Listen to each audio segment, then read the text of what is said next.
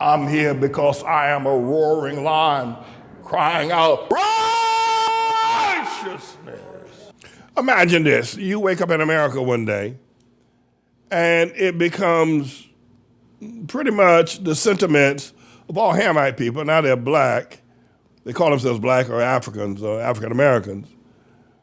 And then across the African American black Hamite world, there's a 70% sentiment that Dr. King was not the real deal.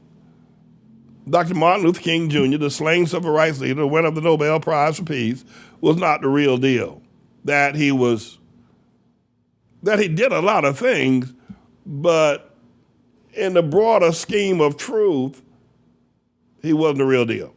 Imagine that. Well, what that'll happen, we don't know. But what I do want to say to you, right now in India, in the subcontinent of India, the Hindus, from whence Mahatma Gandhi came out of, and his march to the sea, and his allegedly setting the Indian people free from one of the greatest nations ever, the nation of England, 70% of the people now, Hindus, at least I thought there was that many, are now saying that Mahatma Gandhi was not the real deal, that true liberation of India might lie somewhere else. I'm going to let you listen to this report from Fareed Zakaria. You'll make up your mind. If you would ask most people what single figure comes to mind when they think of India, they would probably say without hesitation, Mahatma Gandhi. His successful resistance to colonial British rule, his insistence on nonviolence, his championing of society's most vulnerable, all this is why he is known as the father of Indian independence. But even though Gandhi is a towering figure virtually synonymous with India abroad, in India itself, he is losing favor. This week was the 75th anniversary of his death, his assassination, by a member of the right-wing group, the RSS. Prime Minister Narendra Modi paid tribute to Gandhi at his memorial in New Delhi to mark the occasion. But that gesture conceals a contentious attitude toward the famous freedom fighter on the part of Modi's Bharatiya Janata Party, which is itself an offshoot of the RSS. As the historian Ram Guha writes in the FT, that contentious attitude is born of the fact that the religious harmony that Gandhi preached is anathema to hardcore elements of the Hindu right, which seek to make India. You know, that is very powerful. Certainly because as water runs downhill, if Gandhi's teaching was anathema, then one of his biggest disciples, the best known disciple of Gandhi was Martin Luther King Jr. This is astounding. Moreover, as you know, I've been pointing out Dr. King and wasn't of God, wasn't a movement. That Dr. King's movement was nowhere near God, and Rosa Parks as well, and all the rest of them for that matter. But I'm going to ask the engineer to back this up just one more time, because you may not have been paying attention to what they're saying now, especially with Prime Minister Modi, who subscribes to the political party that killed Gandhi, the RSS party. You may didn't hear that. You may not have heard that. I'm going to ask him to start all over again, this engineer, and then we can take it. But imagine if we woke up one morning and people were saying that about Dr. King. If you would ask most people what single figure comes to mind when they think of India, they would probably say without hesitation, Mahatma Gandhi. His successful resistance to colonial British rule, his insistence on nonviolence, his championing of society's most vulnerable, all this is why he is known as the father of Indian independence. But even though Gandhi is a towering figure virtually synonymous with India abroad, in India itself, he is losing favor. This week was the 75th anniversary of his death, his assassination, by a member of the right-wing group, the RSS. Prime Minister Narendra Modi paid tribute to Gandhi at his memorial in New Delhi to mark the occasion. But that gesture conceals a contentious attitude toward the famous freedom fighter on the part of Modi's Bharatiya Janata Party, which is itself an offshoot of the RSS.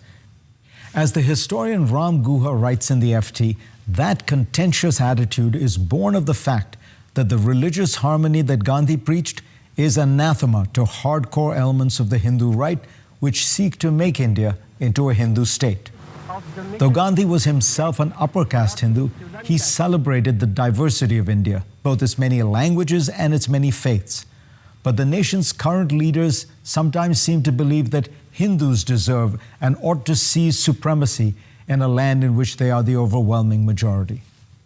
Take one example of the antipathy of the ruling political class toward the icon. Gandhi's killer, Nathuram Godse, has become for many a national hero. Numerous BJP lawmakers have publicly praised Godse, though party brass usually distance themselves from such comments. What the BJP has done is popularize competing figures in India's independence struggle, people who frontally challenge Gandhi's message. That includes men like V.D. Savarkar, known as the father of Hindu nationalism.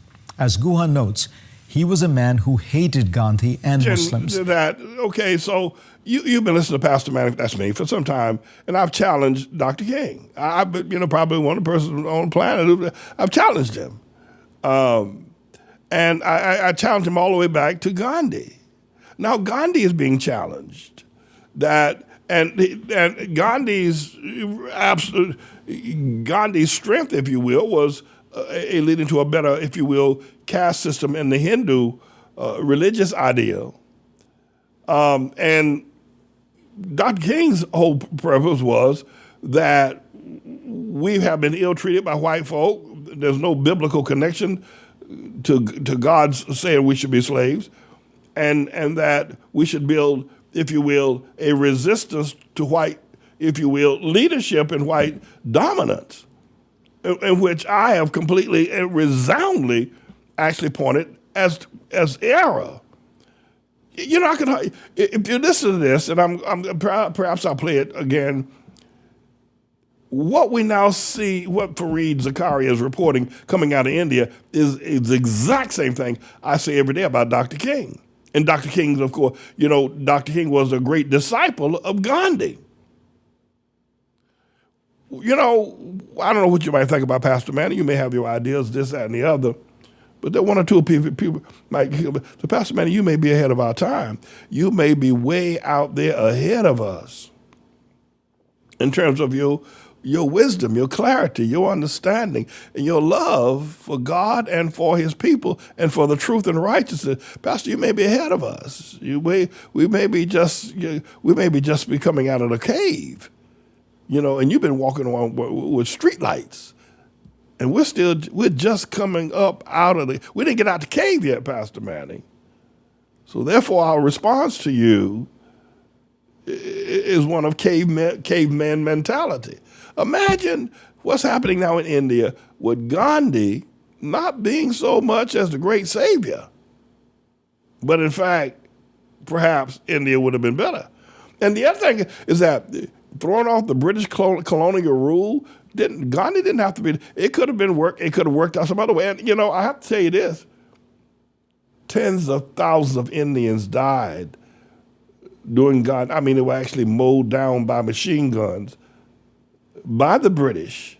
Maybe those people didn't have to die. Maybe this liberation of India could have happened without so many mass deaths. This is fascinating. And I think it's also conforming and, if you will, confirmation of what I've been saying about Dr. King and black leaders all along. Go ahead, Mr. Engineer. He was also the ideological inspiration for Godse, Gandhi's killer. A previous BJP-led government hung a portrait of Savarkar in the Parliament building. Modi has bowed before it, saluting Savarkar for his undying love for India. This moment represents a sea change for Indian politics, which for most of its independent history has been heavily influenced by Gandhi and his ideas. But a militant Hindu right has popularized a muscular nationalism that looks down on Gandhi's insistence on nonviolence. They also hold him responsible for the partition of India and Pakistan and accuse him of being too willing to appease Muslims. Disinformation about Gandhi as an enemy of Indian Hindus circulates freely online. Posts accuse him of having urged Hindu women to cooperate with Muslim rapists. Completely false, of course. Others suggest bizarrely that he was secretly working for the British. And while the 1982 loving biopic Gandhi, made by Britain incidentally, was an international hit, today Indian filmgoers favor a more aggressive protagonist. Take last year's blockbuster RRR, one of India's highest grossing films ever. It's an action-packed buddy movie about two freedom fighters who take on the British in 1920s India. As the Washington Post notes, the closing song and dance number involves our protagonists singing about India's national heroes. Behind them, the faces of real-life freedom fighters appear. Missing from the montage is the father of the nation, Mahatma Gandhi. Lest you think that's a mere oversight, the screenwriter, Vijendra Prasad, who developed the story for the film, told the Post, "The time has come to let Indians know the truth, the real warriors who should be honored. The real reason why we got independence was not because of Mr. Gandhi. That's the fact." Now, I'm all for subjecting hero worship to rigorous scrutiny, and many worthy historians have taken a very critical eye to Gandhi in recent years. All the same, we ought not to forget that Gandhi was genuinely a world historical figure, one who pioneered a strategy of nonviolence and transformed India's struggle for independence into a grassroots-based mass movement that inspired people everywhere outside of India, from Martin Luther King and Muhammad Ali to Nelson Mandela and Barack Obama. This is a man who took on the greatest empire in the world nonviolently and defeated it. In a country riven with divisions, he built a coalition that included and honored everyone. He was uncompromising about the need to reform inequities, such as India's caste system, renaming the lowest caste, often called untouchables, as children of God. He was passionate about bridging the Hindu-Muslim divide. In fact, he gave his life for it. People often describe Albert Einstein as the greatest genius of modern times. Time magazine named him Man of the Century. Well, Einstein kept a photograph of the Mahatma in his study, and on Gandhi's 70th birthday, gave his own assessment of the man and his place in history. Generations to come, it may be, will scarce believe that such a one as this, ever in flesh and blood, walked upon this earth. I have to tell you that Fareed Zakaria, he is Indian. He's one of those Punjabs himself. Came to America and studied at Harvard, and he's got a very lucrative position, and he's very well read.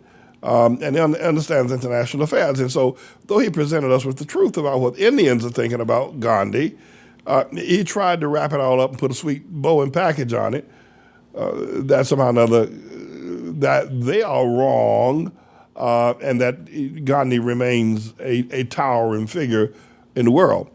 That very well may be true, because people do not recognize that what was the alternative. And there are people who, such as myself, who recognize that Dr. King is not a towering figure. And moreover, Dr. King's, I keep reminding everybody, his own father. Now, you know, fathers and sons can disagree. There's probably nothing worse than a fight between a father and a son. And fathers and sons can disagree, that to be sure. But I'm old enough to remember, and my pastor Stanley lived during the days of Dr. Martin Luther King's march, and Baptist preachers didn't like him. In fact, he was at Clay Evans Church in Chicago, Illinois. I forget the name of Clay Evans, you know, the preacher, great preacher and soloist, Clay Evans.